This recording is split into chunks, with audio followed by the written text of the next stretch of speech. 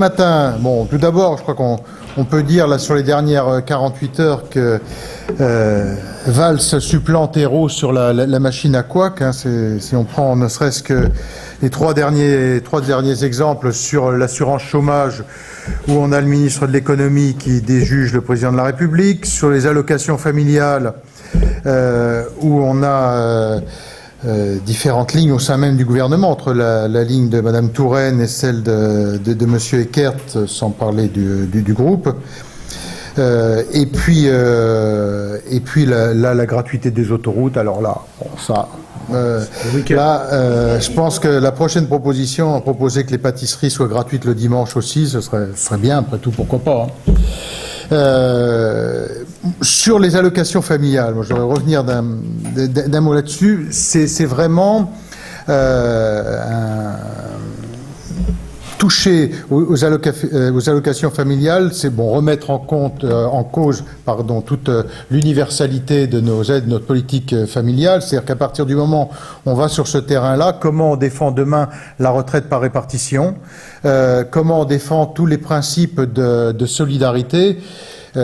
Et on est sur une logique, on voit bien d'ailleurs, qui est celle du gouvernement et du président de la République, qui ont décidé de prendre les familles pour bouc émissaire, enfin systématiquement de s'en prendre à la politique familiale, ce qui a été déjà le cas sur le quotient. Le quotient, c'est un vrai principe de solidarité, c'est-à-dire qu'à revenu égal, on prend en compte une famille qui a des enfants par rapport à une famille qui n'a pas d'enfants.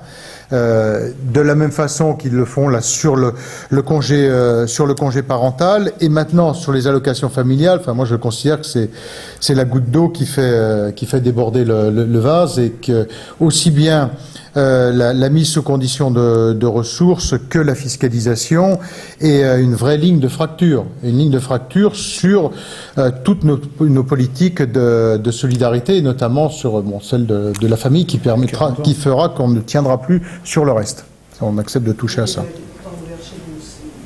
Oui, mais il est clair, nous on a repris une position ce matin en groupe qui est une position unanime. Moi, sur cette position, j'ai toujours été sur la même ligne, et le groupe, on l'a eu ce matin, qui fait unanimité sur cette position. Voilà ce que je pouvais vous dire sur la réunion de groupe. Sur la transition énergétique, bien évidemment qu'on va voter contre. Je ne reviens pas sur la forme, c'est-à-dire d'avoir un débat qui a été escamoté, à la fois avec la demande d'urgence, en même temps sur un sujet comme celui-là qui, depuis 2 ans, était en discussion. On se demande ce qui est légitime de le faire passer en urgence aujourd'hui, donc de faire juste une seule lecture, et ensuite de mettre le temps programmé à 30 heures. On a vu le comble du ridicule pendant le débat. Mais bien évidemment, il y a vote contre.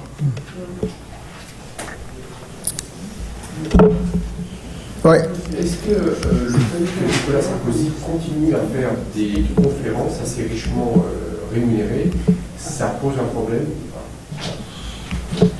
Non, c'est quelque chose qu'il a toujours assumé. Je crois que... Mais maintenant, il est candidat à... Oui, mais... Ça pose un problème?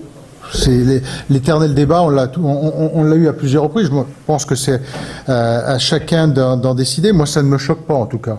Ça ne me choque pas, dans la mesure où on a toujours considéré qu'il était pas mal que des élus politiques ne soient pas non plus suspendus à leur mandat. Bon, il le faisait avant, c'est sa décision. Enfin, moi, elle ne me pose pas de problème particulier. Sur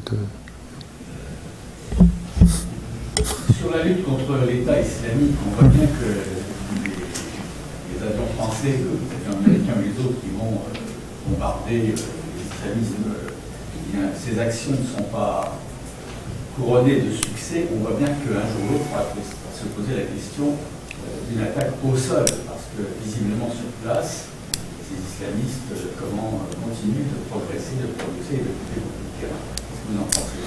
Alors, on a toujours considéré que les troupes au sol, elles existaient. C'est pas parce qu'il n'y a pas de soldats français ou américains qu'il n'y a pas de troupes au sol. Donc, depuis le début, je crois que tout le monde, la communauté internationale et la coalition ont toujours dit qu'on s'engageait dans un processus qui allait être long, Ce serait difficile parce que les conditions géographiques et puis le type de guerre fait qu'on s'inscrit obligatoirement dans la durée. Mais on ne peut pas dire qu'il n'y a pas de troupes au sol. Mais effectivement, nous n'y sommes pas engagés. Pour le moment, la position est très claire de ne pas s'y engager jusqu'à aujourd'hui. Moi, je n'ai pas d'autres éléments là-dessus.